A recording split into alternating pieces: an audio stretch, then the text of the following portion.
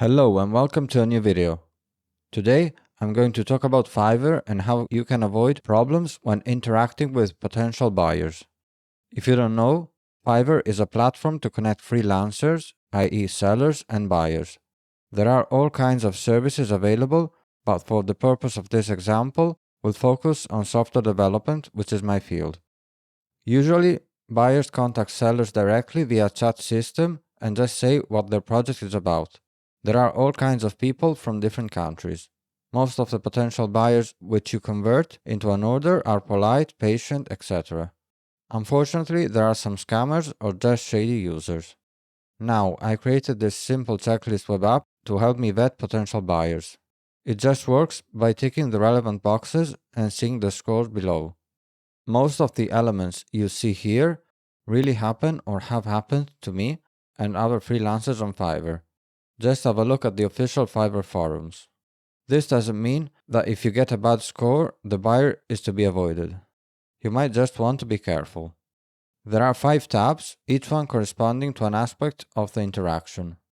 Every element or red flag in the checklist has a text, an optional help, and a score.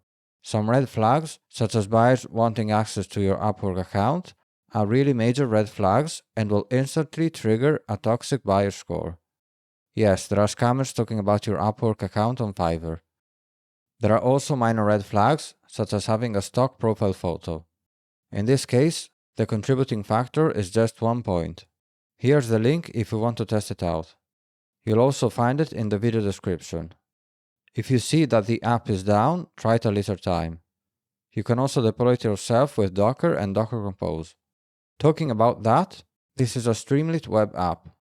With Streamlit, you can create these kinds of reactive apps without having to write a single line of front-end JavaScript code. It's just simple Python code that makes use of Streamlit objects.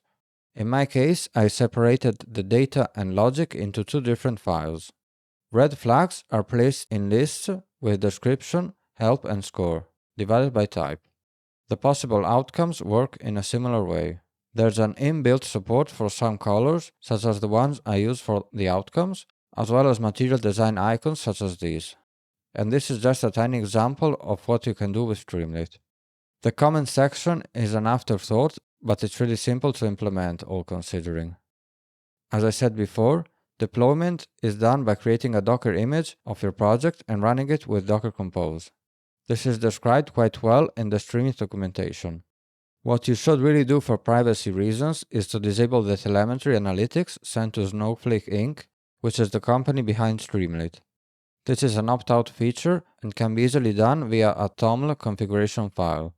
These analytics capture, for example, which components are used, the app title, the length of a string, etc. If you want to know how to deploy your privacy-respecting analytics service, and also how to make it work with Streamlit, wait for the next videos. And yes, if you want to embed JavaScript in the header of the Streamlit app, you have to think out of the box, because it's not that easy, unless you want to write a new component just for that. Let me know if you find this app useful. Thanks for watching and stay tuned. Bye bye.